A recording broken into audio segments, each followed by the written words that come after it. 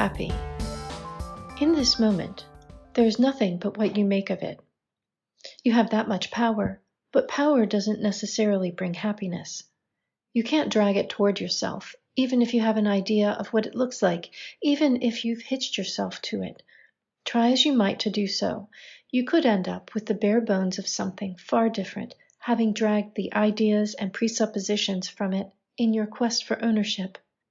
For all you've studied, for all you've learned and tucked in your sleeve over lifetimes of observation and experience, it's one trick that proves quite elusive. Happiness is, after all, a state of mind, and that is quite a fragile thing indeed. Sooner or later, reality crashes in with blasts of light and thundering epiphanies, leaving you with little else than shattered hopes and dreams. Hasn't it been that way?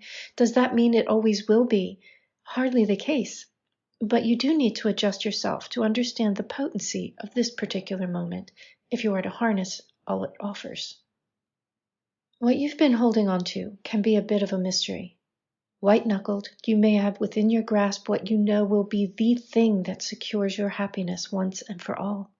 You've been very sure all along that this was the case. With that certainty, you haven't noticed your grip getting more and more rigid.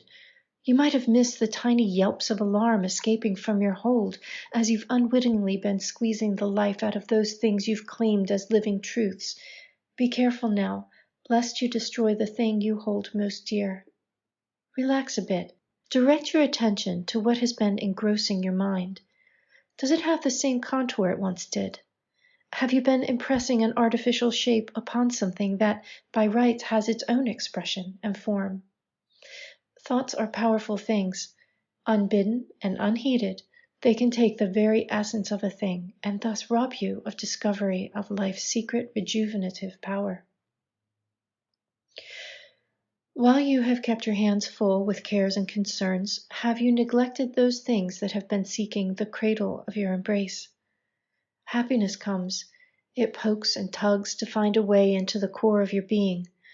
Finding only a fist, it waits. What does happiness observe in the meantime? Seeking some opening, does it find tension or an opening? Perhaps it's time to release your grip on those things you've been holding on to so tightly. Let them breathe. Let yourself breathe.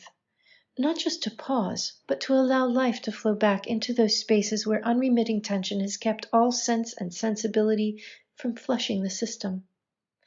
It's time to prepare for a reset of sorts, to release not just those certainties you've been grasping from your hand, but to release yourself from what they have meant.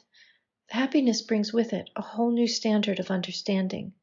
You can't find that by holding on to either the past or the future, to what you've planned or what you've honored as custom, convention, or protocol. It's only now where that exists, and now is tugging at your sleeve. It's up to you when you'll engage with it. Thank you for listening. If you've enjoyed these messages from Nine's Path, please consider buying me a coffee to support the site and its work. You'll find a link in the description. You'll also find a link to ninespath.com where you can find more transmissions, books from the League of Light, and so much more. I'll meet you there. Until next time, have a great week.